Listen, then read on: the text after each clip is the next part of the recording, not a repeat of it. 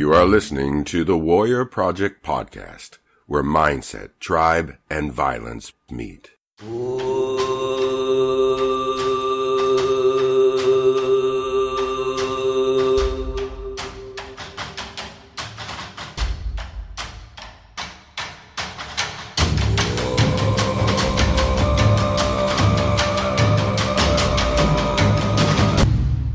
My name is Justin Garcia, also known as Master Chim, and welcome to the Warrior Project podcast.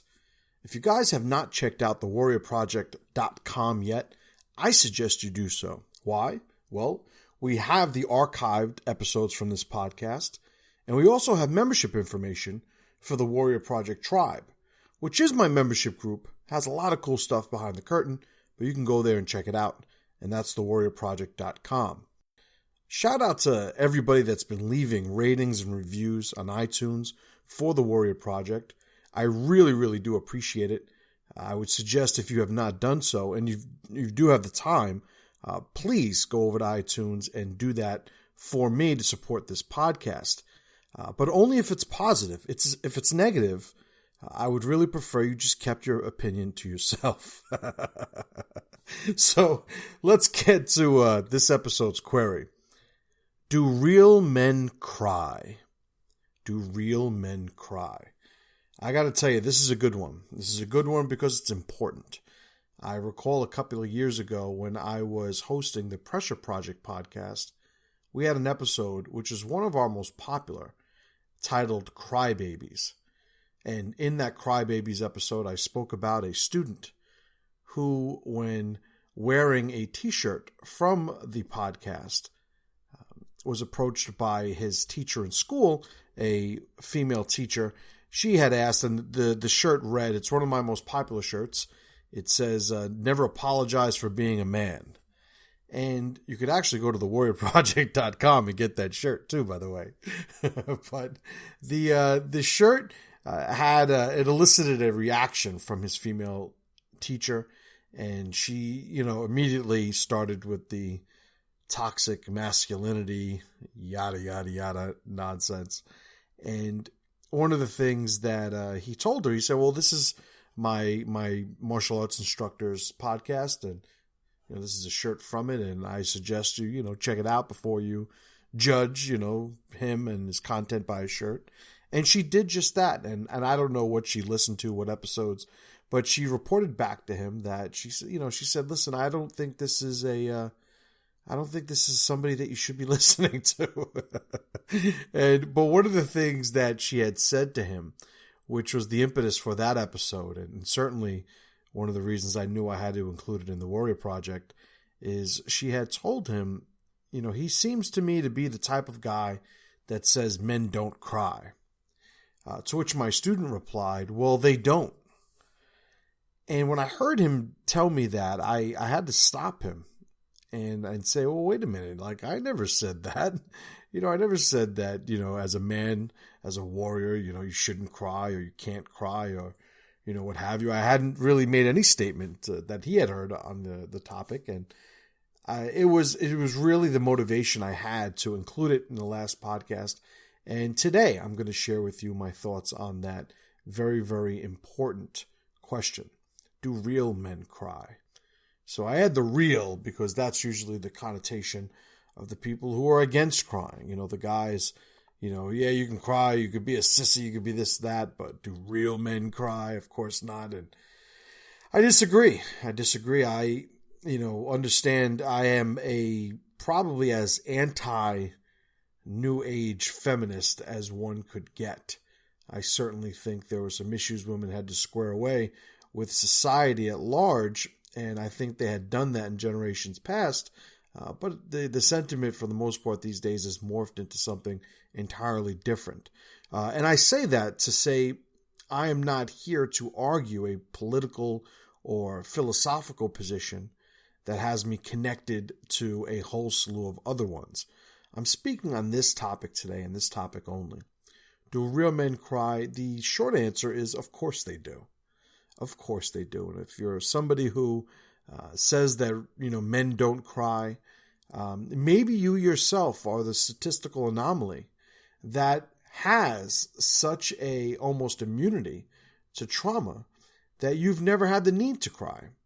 However, if you are every other man in society or making up the human race, chances are there is a level that even you will have to deal with traumatically. And one of the defense mechanisms and coping mechanisms that we've developed is crying. So I want to share with you today my 3 elements of trauma tolerance. So I had mentioned these 3 elements on the episode of my last podcast, and I think I would be remiss if I didn't bring it up here. But this is a topic that I've been discussing for a long time. And when I'm talking about crying, I try to take the abstract sort of politicized opinions out of it, and I try to analyze it. I try to, start from the beginning and ask, well, why would men cry? Why would anybody cry for that matter? And this idea of being tolerant or intolerant of an event because of the trauma that it creates is, I think, at the heart of the issue of why people cry in the first place. So there are 3 elements to trauma tolerance, and they're really just 3 variables within the individual that, spanning the spectrum in each one of these variables, we design a different reaction to trauma, right? Or I guess we have a different level of trauma tolerance. So the 3 elements of trauma tolerance are weight, container, and leakage. Weight, container, and leakage. Now, I think to fully understand what these 3 elements mean, I'm going to share with you the analogy that I created to describe and explain the elements. And it is that of a bucket. Okay, so I want you to picture, if you will, a bucket that is holding water. Now, the bucket that is holding water, if it is continually filled, it will get to a point where the water will overflow. If I want to have 5 units of water and my bucket only holds 1 unit of water, then 4 units will spill over by the wayside, and I will be left with 1 unit of water in the bucket, 4 units having spilled outside of the bucket. If I have a 10-unit bucket, and I wanted to have those same 5 units of water, well, I could very easily place those 5 units of water in the 10-unit bucket and have plenty of space left over. Now imagine if I'm filling up a 3-gallon or 3-unit. I tried so hard to state a unit, but let's go to gallons, right? Because I'm just going to keep doing that. So I have a 3-gallon bucket of water, and I want to put 5 gallons of water into the bucket. But this time what I do, because obviously I know there's 2 extra gallons, it only fits 3, I have 5. But knowing that, what I do preemptively is I poke holes in the bucket so that as I'm pouring the water in, it is leaking out through the bucket. And if these holes are big enough, and the rate at which I pour the water into the bucket is slow enough, I could actually pour 5 gallons of water into the bucket, and it'll leak out, and it'll eventually be able to hold or have held all of the 5 gallons. So in that analogy, we have the 3 elements, and I'm going to break it down another level and make sense of all this nonsense that I'm talking about, buckets and waters and holes and whatnot. So weight, container, and leakage. So the weight, right? The weight of an event is the assigned traumatic value that an individual has for that event.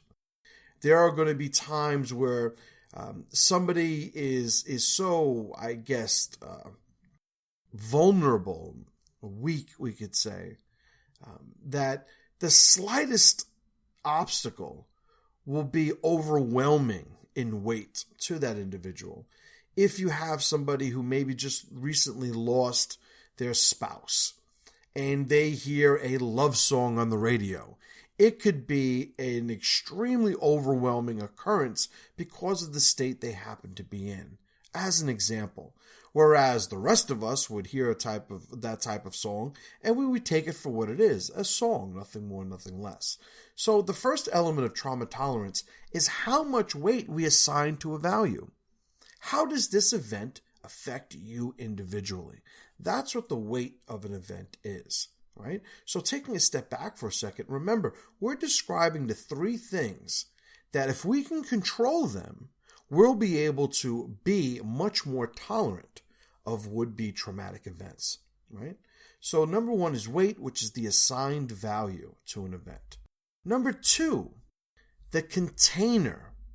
How much trauma or how many of these events and their effects can I handle before having to expel or cope with or sort of reset or become overwhelmed by?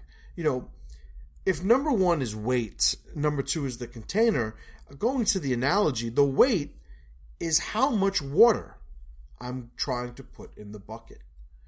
How much water am I trying to put in the bucket? If I'm the person who is super sensitive and vulnerable because I just, lost my spouse, well, then the slow song is going to be a 10-gallon event, right?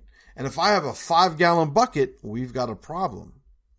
But if I'm somebody who isn't in that state, hearing that slow song may be a 1-gallon event, maybe a half a cup event. 5-gallon bucket, I'm good to go, right? So number one is how much water, that's the weight. Number two is the actual size of the bucket. So if you think about it, if I have a benign type of event occur to me, right? Let's say I stub my toe, and that is a half a cup type of event, and I have, on top of that, a 20-gallon bucket, we can see how many times I could stub my toe without there being some lingering traumatic, effect on me, right? Small assigned value to the event, a large available tolerance volume, which is the container, right? The size of the bucket. We could see I could take on a lot of those occurrences, those events, without being overwhelmed, without the water spilling, as it were. The third element is leakage. Now, the leakage is the sort of rate of recovery in time. In other words, how long will it take you to get over this? How long will it take you to get past it? Now, in the analogy, the holes represent this element. So we have the weight, container, and leakage. We have how much water we're putting in the bucket. We have the size of the bucket. And then we have the holes that are in the bucket. So now what do all of these things mean? How do all these things add up to explain why we do or do not cry? Well, crying is the sort of cathartic event that in the analogy is represented by the water spilling over the side of the bucket. So if we get to the point where we are so overwhelmed, crying has established itself as the means by which we expel that excess water in the analogy. We expel that excess traumatic effect in reality. And it allows us to return to a functional level of trauma tolerance. So we have the bucket. There's three things we want to do. We want to make sure that these events are being processed and internalized as insignificantly as possible where trauma is concerned. A lot of popular philosophies today, whether it's Stoicism, whether it's Zen meditation, all these things that are out there and becoming more and more prevalent and popular in the mainstream are all centered around not letting events overwhelm you traumatically. And that is really where, number one, the weight element comes into play. If something happens to you, don't assign more weight than it deserves. Deal with it without having that overwhelm, without being exposed to the sort of insurmountable size and effect and appearance of an occurrence that really is probably 1 part reality, 4 parts imagination. Right? So that's number one. Number two, we want to be able to build up a higher level of tolerance. We want our container to become larger than it is. Well, how is it that we do that? This is where we expose ourselves to pressure and we become more sort of pressure resistant, right? A great term and concept coined by Nassim Taleb is anti-fragility. To become anti-fragile, and this is his work and information, is to not in the face of an event be resilient. It's not in the face of an event just sort of fight the erosion of trauma. To be anti-fragile is to actually become stronger as a result of the event or the stressor or what have you. A good example of that is lifting weights. I put more weight on the bar to become stronger. So number one, we want to make sure that we don't sort of overcompensate or overvalue the trauma of an event. Number two, we want to increase our tolerance volume. We want to expose ourselves to pressure. We want to expose ourselves to the things that allow us to become stronger over time. Number three, the rate of recovery. How long will it take us to get over something? These are the rituals. These are the things that we expose ourselves day in and day out to allow us to put these traumatic events in proper context.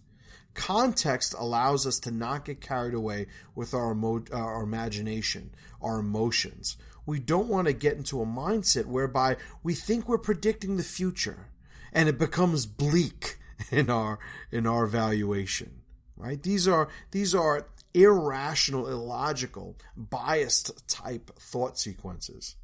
And having a rate of recovery that is healthy, and these are the holes in the bucket, make sure that water never gets so high that it starts to spill over. So my take, do real men cry? Of course they do. But it doesn't mean that they're excused for crying over the most trivial of circumstances. Death, poverty, sickness, loss. There are plenty of things that are going to affect us in a way that we have to push back on. But if these things are closer and closer to the norm of what we're exposed to day in and day out, then we start to flirt with dysfunction the more trauma we experience as a result. So do real men cry? Absolutely. But what are they crying for? They're crying for those things that are so statistically anomalous that we need a sort of a magic spell, if you will, to call upon to get us out of trouble when we find ourselves in it. Thank you guys for listening. Aside from the warriorproject.com, which I mentioned in the beginning of the episode, you guys could also receive the Master Chim letter, which is my daily morning email, if you go to masterchim.com and put in your email. I won't share it with anybody. I certainly won't spam you. Usually it's once a day. It's at least once a day. Every once in a while, if I got something going on, I might throw a second or third message to you, but it's completely free. And it's yet another way to get the content that I am really chomping at the bit to put into your world. I appreciate you guys. I appreciate you guys listening to this podcast, supporting the podcast, and I will talk to you on the next one. Remember, warriors, someone believes in you. Prove them right. Bye.